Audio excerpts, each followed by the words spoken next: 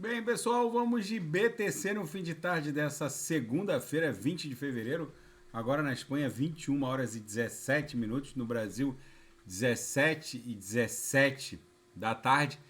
Gente, a BTC está com uma certa dificuldade de superar esse topo aqui do dia 16 de fevereiro, em 25.250. Eu estou no gráfico diário, ancorado pela banda de VWAP mensal. A VWAP mensal está ali em 23.207. Aí depois de ter virado o mês de janeiro para fevereiro, a gente foi lá, esgarçou a lower e aí fomos em busca da upper. E aí fizemos aquele topo no dia 16 de fevereiro em 25.250. Desde então, toda vez que a gente namora 25 mil, ó, batemos 25 mil no dia 17 de fevereiro. Depois, no dia 19 de fevereiro, ontem, a gente bateu 25.192. Hoje a gente bateu 25.117.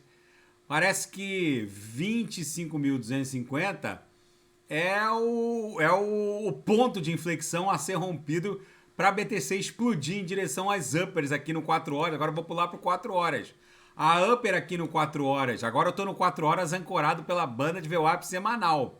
Vocês vejam que depois de estressar um patamar entre a penúltima lower e a lower, exatamente na madrugada de ontem para hoje, a gente voltou, buscamos aqui a VWAP, rompemos, fomos estressar aqui a antepenúltima upper e agora a gente parece estar desenhando uma subfigura triangular. Mas toda vez que a gente se aproxima de 25.250, a BTC parece que volta para prestar continência para ver o VWAP semanal. Isso aqui já vai redundar numa explosão para poder superar 25.250, que agora eu estou no diário, no squeeze, ó, que parece que virou o nosso número de ouro. Se romper 25.250, aí a BTC só vai parar na base dessa congestão aqui, ó, em 27.900, 28, para depois agulhar em direção a 30 mil, que é onde está a mediana do canal de Keltner aqui no mensal. Agora eu vou pular para o gráfico mensal.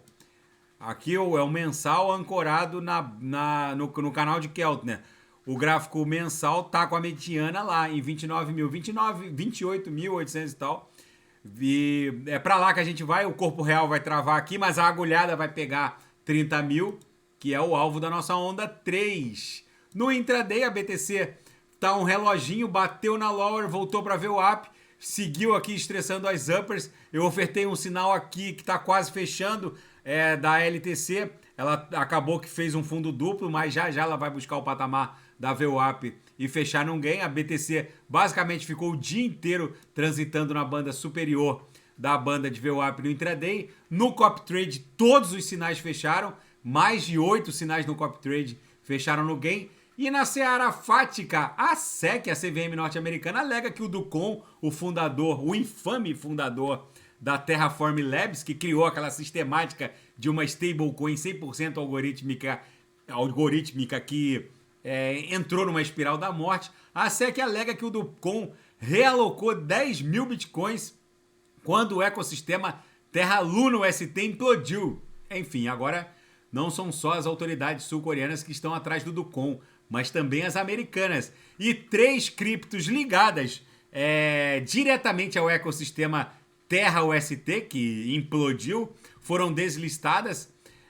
A Anchor Protocol, a Ion e a Mirror Protocol.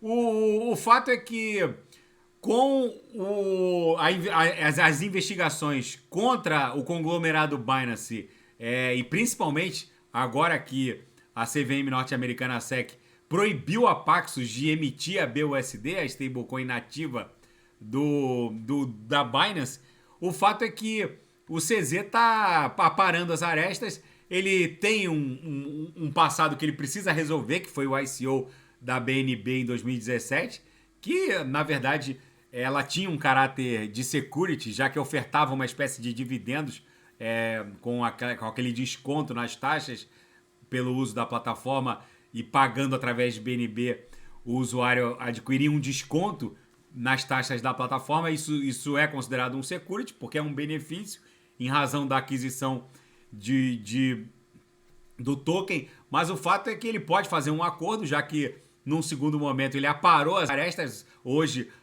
a Binance Coin é basicamente uma commodity, como o Ether, a ETH, é o gás da rede Binance Smart Chain BEP20, Binance Chain BEP2, e com essas deslistagens de hoje, isso só prova que o CZ está cumprindo o script lá do compliance da CVM norte-americana. Ele não quer guerra com os reguladores, ele quer aparar as arestas e se adaptar à legislação.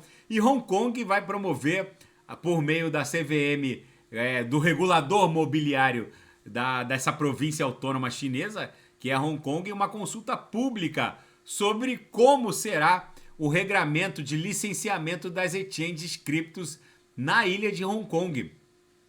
E na seara geopolítica e finanças internacionais, uma reportagem muito interessante na Zero Hedge, dando conta de como uma potência global consegue fazer com que a sua moeda soberana consegue perder o status de reserva monetária cambial global, que é o que está acontecendo com o dólar norte-americano. Tem uma série de fatores aqui, o principal deles é o uso social do dinheiro, já que os progressistas estão tomando boa parte das cadeiras legislativas pelos parlamentos, não só federal, mas também estaduais nos Estados Unidos, e os progressistas acabam fazendo um uso social do dinheiro soberano e acaba ameaçando o valor intrínseco do dólar. O Richard Nixon, lá na década de 1970, despegou o dólar do ouro e desde então o dólar é defendido pelo Banco Central norte-americano contra uma escalada inflacionária. Mas o que está acontecendo agora não tem precedente. Desde a crise do subprime, a rodada de impressão foi violenta. Com a chegada dos progressistas nas cadeiras legislativas norte-americanas, aí a coisa desandou. Então tem uma série aqui de dados concretos que confirmam que o dólar está sendo destronado da sua condição de reserva cambial monetária global. Isso é muito bom para a BTC. E a visita surpresa de Biden a Kiev está sendo lida pelo Kremlin como uma ameaça direta da potência norte-americana contra o Kremlin, já que essa guerra por procuração está cada vez mais direta, vamos colocar assim, e o fato é que o Kremlin avisou que essa visita é sim um ato diplomático hostil. Vamos ver como isso vai se desdobrar. E uma reportagem muito interessante no New York Times dando conta de que o mercado imobiliário que está despontando no metaverso, a despeito da quebra da FTX, deve fazer girar bilhões de dólares até o ano de 2026. Volta a aquecer com força o mercado imobiliário no metaverso. Enfim, gente, o inverno cripto vai virando uma primavera cripto. As coisas começam a esquentar. Um novo NFT marketplace, o Blue.io, surge, ameaçando o poderio da OpenSea. A OpenSea, que agora colocou taxa zero para poder não perder o seu espectro de clientela, mas vamos ver como isso vai se desdobrar. É guerra franca no mundo das NFTs. A BTC aqui no 4 horas está acumulando para voltar a estressar as uppers. Já a gente deve conseguir romper esse número de ouro aqui, que é 25.250. Toda vez que a BTC se aproxima de 25.250, ela acaba recuando de volta para dentro do canal de Keltner. Hoje a gente bateu 25.117. Se romper 25.250, só vai parar em 30 mil dólares. Tá bom, pessoal? Fiquem com Deus. Se nada fugir do script, eu volto amanhã para analisar a própria BTC. Na projeção, a nebulosidade esverdeada segue com uma espessura muito interessante. Tá bom? Fiquem com Deus até amanhã. E quem quiser sugerir alguma análise, é só colocar nas mensagens abaixo. Grande abraço, até amanhã. Fiquem com Deus.